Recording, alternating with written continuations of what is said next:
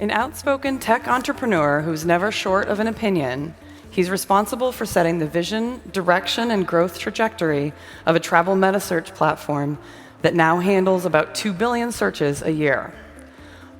A leading voice in online travel for more than a decade, he originally wanted to be a scientist and inventor. His current job, he says, is the best he could do so far. Please welcome co-founder and CEO of Kayak, Steve Hafner.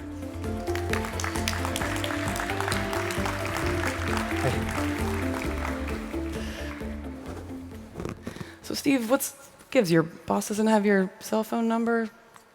You have a spot nearby, right? Yeah, there was room at the end if Glenn had wanted to call. All right. Well, so last year here, you asked the question. You said, "Why do people go to OTAs and suppliers first instead of coming to Meta?" It was a bit of a rhetorical question, and that's where we intend to grow share. Have you succeeded 1 year later? Yeah, I think the Meta channel is alive and well. It's just that one player, Google, has finally woken up and entered in a major way. And a lot of people are going to Google instead of going to those OTAs and suppliers directly. Why do you think that is? It's a better experience, right? So I think the Meta experience has always been better because you see all your travel options and you get choice on where to buy. So, I'm a little perplexed that some of the other CEOs didn't see that train coming. It's not like Google was shy about their intentions. Skyscanner's shifting and going after the transaction a little bit more. What do you think their challenges are going to be in execution? Well, look, I think Brian's a lovely guy, and they've got a strategy going a direction where Kayak isn't. So they're trying to morph into being an online travel agency. And I've built one of those in the past called Orbitz, and I think that problem's been solved. I don't think the world's looking for another OTA. So Brian and Skyscanner, you've got nothing to fear from Kayak. We're not going to become an OTA. Speaking of, does NDC provide any opportunity for airlines? Just had these guys up here talking about air distribution. Any opportunity for airlines to get together and take more control? I don't think so. I mean, when I was back with Orbitz, we had 5 of the U.S. airlines who helped co-found Orbitz, and that was a pretty dysfunctional set of governance. NDC, I have great hopes for because it would be great to merchandise airline inventory in a more transparent and clear way for consumers. And certainly at Kayak, we spent a lot of time thinking about that. How do you feel you're doing in that regard? Jury's still out. I mean, the issue is a lot of the people who use Kayak and other Metasearch sites are just snacking, which means they just want a quick snapshot of the price. And what we're trying to figure out is how do we show them other pieces of information that might help them make a better and more insightful decision. And we still haven't figured it out yet. So I think we just announced like a next generation storefront, which is fancy word for saying we're going to show you more information when we think it's appropriate, like fair families and baggage fees and all that kind of crap. Have you gotten a sense there's so many different little ancillaries and ways to sell them? Have you gotten a sense that maybe there's just a few things that really matter here? Whether you can check a bag or whether I can bring a bag on board. What really matters? Well, I think it's all situational dependent. I mean, I don't know about most of you, but I don't care about baggage fees when I don't have a bag. So, I just want the display to show me the lowest price. But, at other times if I'm traveling with my 5 kids, we have a shitload of bags. And I care about that because it adds up. Looking at OTA-meta, Trivago's share price is down, I think they're below 250. An appropriate amount. TripAdvisor has great engagement, but challenges converting it. Is there an opportunity there, or is that an area that's just dying a slow death? The area is not dying. It's just that these companies that you mentioned were very reliant on Google for upstream traffic in a way that Kayak never was. Because we never thought that Google was going to be a long-term provider of free traffic to us. And as a result, we operated leanly. We built great products. We didn't hire too many people. We invested in brand marketing back when a lot of other companies didn't. And as a result, we're in a much better spot than they are. So I think what you're seeing with TripAdvisor and Trivago is, gosh, if you were getting a lot of your people for free from Google, well, that's going to go away. And there's still more to go. And as a result, they probably need to rethink their cost structure, and they certainly need to rethink the way they're doing brand marketing. And that's happening. This isn't fresh advice for either Steve or Axel. But TripAdvisor gets a fair amount of direct traffic. They're actually doing pretty well there now. They're getting a lot of direct traffic, but it's the SEO, the free traffic, where they were making probably more than 100% of their profits. And I think there's some analyst reports that show that. And as a result, I think they got lulled into over-investing in overhead and people in a way that perhaps Steve and those guys now regret. What about vacation rental meta? So there was a company called Tripping, and now Google is offering a vacation rental Metasearch. And there is kind of one brand name in that space, and travelers do tend to go there. But do you think that there's a need or a use for Metasearch in vacation rentals? Absolutely there is. And there's a company called Home2Go that a Kayak alumnus is running, who actually gobbled up tripping.com for, I think, like €1, like a pittance. But I think what's happening is, as content, so not necessarily igloos and tree houses, but as professionally managed content finds its way onto Airbnb, the next place it ends up is Booking, and then maybe it goes to Vrbo or HomeAway or whatever they're calling that thing now. But that inventory will have different price points, particularly as Airbnb still pushes forward with levying a consumer fee. Do you think Vrbo is poised to become a household name like Airbnb, sort of a word that you use to equate with the whole category? It would take an amazing amount of advertising to make Vrbo a household name. And I don't think the Expedia team can or should make that investment to make it a household name. But what do I know about marketing? There's this one company that was looking to be a household name in the U.S. In the hospitality space. We had Ritesh from Oyo here yesterday, and he shared, I think the growth was from kind of nothing to Marriott almost in a year. What does that kind of growth say to you? Ritesh is a lovely guy. Wow, it just got really loud. Oyo is a head scratcher for me because I could see the initial business model in India where service quality and consistency wasn't really there. So they had a nice opening to do the budget hotel thing. I have a lot harder time thinking about that in mature markets. And he's done a great job raising a lot of capital. He's doing an even better job losing it. I don't know. The hard part is acquisition of. Yeah, the hard part is actually turning the dial and making money. And a lot of companies get big, especially quickly, but they don't ever make that transition successfully. So I guess I'm as intrigued as a lot of other people are. And is Oyo going to be a WeWork, or is it going to be something cooler and sustainable? And WeWork was pretty cool. They had kombucha and beer, and they still do. Our Kayak offices in Miami are at a WeWork. We moved across the street from a similar shared service space called Pipeline. WeWork gave us the first 8 months free and gave us all these perks, and I said, this doesn't smell right to me. But we're still there, and our employees love it. Just one more question about that. So, Oyo, we were just showing that slide of they're saying that they've increased occupancy by 1 million, I think it was 1.1%. There we go. And how they've done it to a degree is these transformations of hotels. So I think we had that photo as well. Can you spot the difference? Just hold it right there. What's the difference? Bad art. It appears to be bad art.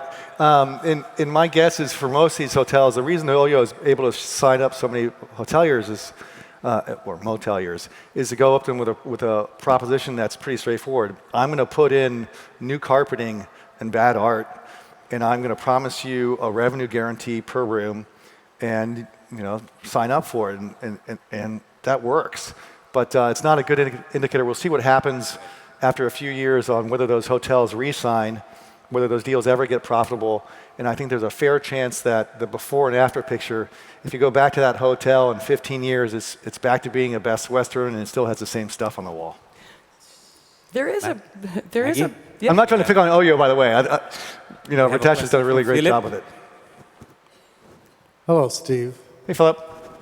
If you didn't have gray hair and you were younger again, would you start up a travel business?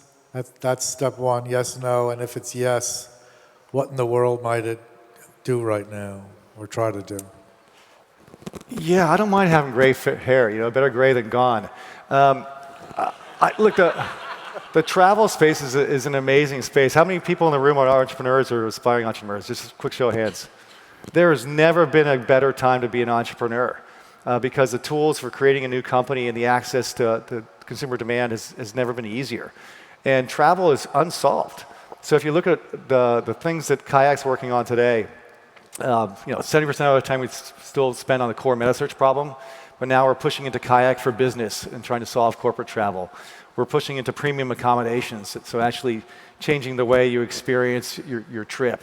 Maybe we'll get into flying planes, I don't know. We're also looking at a cross-brand loyalty program. I heard that snicker, by the way. We are actually looking into that. So I would love to do all that stuff. And Glenn Fogel, who's my boss, and maybe some of you guys saw on stage yesterday, if he came to me and said, I've got these 4 great ideas I'd like you to work on, I say, that sounds cool.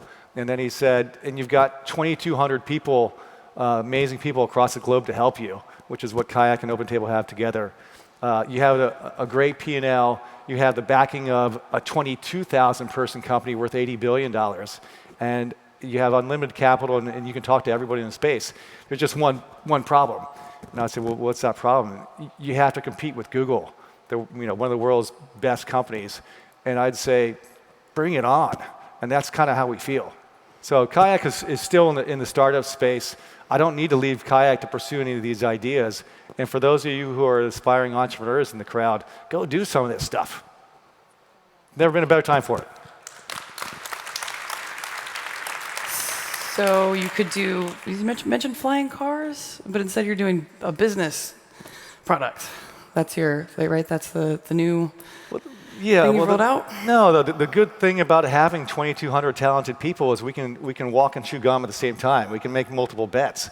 And one of the bets we're pushing on is Kayak for Business. So if Google's coming, Google's always been a couple steps behind us because they're easy to spot. So if they're coming into the snacking or consumer leisure market, then we're going to push into the business market. If they're looking at being a great intermediary, then we're going to push more into being a principal and actually operating some of the hotel rooms, maybe taking inventory positions on Airline so that we can actually provide a differentiated experience to our users. Cross-brand loyalty is another thing, right? So as you interact with any one of the booking holding brands, we'll know who you are and we'll recognize you and reward your behavior. Are you doing that effectively now? Hell no. I mean, the reason we haven't done a lot of this stuff is it's hard. It's really hard to do this. But we're testing lots of stuff, and the good news is, at Kayak, we have 500 million people come and use our services every month. OpenTable is 120 million, so we can test our way into some of this, or a lot of it, get signal, and then quickly reinforce. We have another question from the audience. Yeah, hi. My question is, I think Kayak now clearly shows from a consumer perspective it's a part of Booking.com, and of course for the right reason. But now that within the hotels funnel, if you go and you see mostly the listings is from Booking.com and the other OTAs or the direct hotels. But essentially, don't you think that's somewhere against the way consumer will perceive the company as, because the consumer is thinking it as a pure meta company, right? It should be, there should not be any bias toward a particular company. But the moment you show on the first screen it's a part of Booking.com, that inherent bias goes into your mind that obviously there's a certain preference to Booking.com. Yeah, so let me be clear. We do business with everybody, and we don't have any bias in our search results based on a group company or not. Though the reason you're seeing Kayak part of Booking.com and OpenTable part of Booking.com in the header and in the apps is because we're going to be part of the Booking.com Genius family. So there's going to be a reward program that ties all that stuff together. But that doesn't mean that we're going to say, buy at Booking instead of buying at Expedia or hiding other options. We're just going to say, you can book anywhere you want to. We'll show you everything. But if you do stay within the corporate group of families, there's a benefit for you. So you brought up OpenTable, and that seems like, of course, ever since the acquisition, that's the logical place to really build a loyalty program around. And you can redeem OpenTable points on Kayak. Do you think that that's clear? No, that's a test. That was quite clearly a test. How many people here use OpenTable? How many people know that we have reward programs? How many have actually redeemed those points for something? All right. Every time I say the next question, fewer hands stay up. And the thing that we want to do with OpenTable rewards and in general all the reward programs that we're contemplating is create something that's really compelling for consumers, that a lot of people know about it, a lot of people value it, and it changes their behavior in ways that we want. And the second thing we want to do is make sure it doesn't hurt our balance sheet and P&L, because reward programs are really expensive. And one of the things that we're testing with OpenTable is, can we use points or the reward program to give you a non-cash benefit, like a popular table at an awesome restaurant on a Friday night when nobody else can get that reservation, and you can redeem your points to actually get in the door. The Genius program, we're looking to flex that, so not only is it just a discount on a supplier-funded discount on select hotels, but also perks like a free breakfast, early check-in, late checkout, that kind of stuff. We're in talks with airlines about getting priority boarding for people who book with us, first seat or first bag free, et cetera. So that's where we're looking to flex that, and it's a lot of work to get there. We do have another question from the floor. Yeah. Hello, good afternoon. I just heard you telling the audience that you are moving much more into inventory selling as well from airline companies, which is quite interesting. We sell surface transportation inventory as airline inventory through the GDS systems. Is it something that you see as more valuable for the end clients? In general, we have this vision of the connected trip it's an aspiration. I think it's unproven yet on whether we can actually get that to gel quickly. But, no one makes much money on airline flights, despite what Glenn talks about in terms of commissions, et cetera. So I think we're all looking for ways to attach other services to that. The thing we have the most interested in is accommodations, but transport is obviously a big part of that. And if you look at the rentalcars.com, which is one of the group brands, which is now operating underneath Booking.com as Booking Go, we have great signals that is improving attach rates and monetization for our customers. I think it came up on the Street Talk panel earlier. Someone suggested, connecting Uber or Lyft into Booking, and that could be a great experience. What do you think of that? Well, the tough part from a corporate ownership perspective, like from M&A. So there's M&A and there's partnership, right? So on the M&A side, we at Booking Holdings, I think this year we'll make $5 to $6 billion in profits. Uber, if we were married, would eat every one of those dollars up. So I don't think there's a lot of eagerness to do the M&A kind of stuff. Can we do something that's partnership related? Because Uber is a high frequency app. That's something that we're actively exploring. That's why we have relationships, especially in APAC, with the Grabs and DDs of the world, and Meituan for that matter. Can we marry the high frequency stuff with the low frequency travel? And the one asset that we have that kind of straddles both of those is OpenTable. Right? People eat out a lot. Yesterday, Kara Swisher was here, and I don't know if you caught that, but she brought up, one of her sort of pet interests in travel right now is the concept of the recurring revenue bundle. I sort of hear subscription when she says that. Is that what you hear, or is there something else there?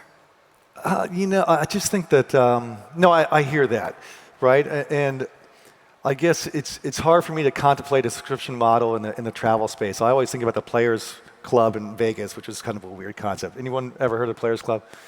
No, they don't advertise anymore. But asking someone to sign up for a subscription service for an infrequent travel purchase is, I think, a head scratcher for me. Especially even on the corporate travel side. My former co-founder is doing Lola now, and they're just asking each company to pay them a small fee per employee, and that's been a tough sell. And that sort of brings up there is a company that has a subscription or a membership program that's been quite effective, is not really in travel in a meaningful way, but speculated about constantly. Yeah. I wonder who that could be. Do they just buy a big grocery store chain? So one of the things that we love Prime. I love Prime as a consumer. I love what Prime's done for Amazon's business. The Genius program, which is Booking.com's loyalty program, that's going to be kind of our version of Prime, and that's what I think the group will coalesce around.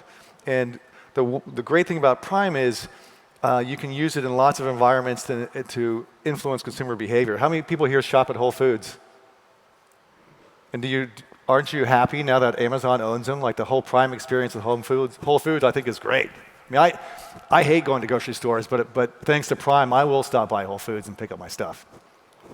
Does that make sense? Yeah, so basically what Amazon's going to do is the Genius, they're just going to copy the Genius program and launch Amazon Travel? I doubt it. I mean, every company does a few things well, and Amazon has tried travel a bunch of times. They've usually put their JV team on it, and it showed. And their varsity team is working on cooler stuff than travel. But I think I've been on the stage before saying if Amazon wants to get in the travel business, call Glenn or call me. We want to do business with you. So I want to talk a little bit about Airbnb. They've acquired Hotel Tonight, so expanding the variety of lodging, and of course experiences, and constant waiting for what the flight product will look like. I'm sure you've thought about what flight product might look like. Yeah, I mean, I think like Airbnb, we spend a lot of time at Kayak thinking about innovation, and there's certainly innovation that still can happen at the flight side. We just want to figure out a way that make the experience different than just the tactical stuff of like mileage earning or skipping the line or getting a bag checked free, which are all important, but fundamentally it doesn't change the experience. Fred Reed, who joined Airbnb, is a powerful mind. So I think they'll come to market with something. But Airbnb also is gearing up for their IPO, and they're making lots of tiny little investments and throwing a lot of stuff against the wall to see what sticks. And I think post IPO, we'll see what they can actually afford to invest behind. We touched on the new business product a little bit, but I still don't quite get where you're going. So it's because it's a hard segment to corral. Yeah. And there's a lot of competition with a lot of funding. So how many people here know Kayak as actually a new for business product?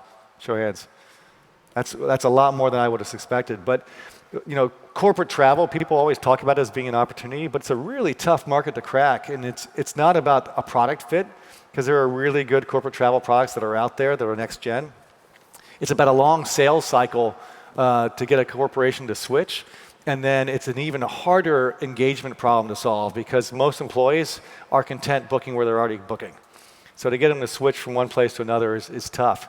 So Kayak, we looked at this and we said, let's build a product that we want to use, and guess what? Most of our employees use Kayak. So we just said, what do we need on Kayak to have a corporate product? And we said, well, we got to have our company policy in there so that we know that you can stay at a hotel that's at this price point but not higher. We've got to have a really robust, if you violate that policy, you need to be able to ask your manager, can I exceed it? So we built that in with like Slack and some other messaging capabilities. And then we said we need to have really robust reporting. But one thing we're not going to have, which is what makes us unique, is customer service, because that's just not our DNA. So what we're trying to do with Kayak for Business is first build a product that we want to use, and second, go out to the marketplace. It's free to use because we don't provide customer service, and just say you can run that in conjunction with anything you're already using.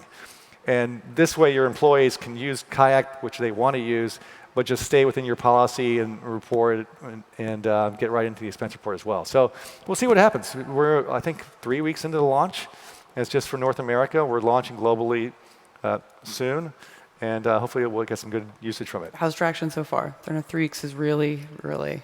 You know, we've had over 1,000 companies sign up for it. The user engagement is tiny. So again, I don't think it's, when you have a free product, everyone's going to sign up and take a sniff. Whether they actually take a bite is yet to be seen.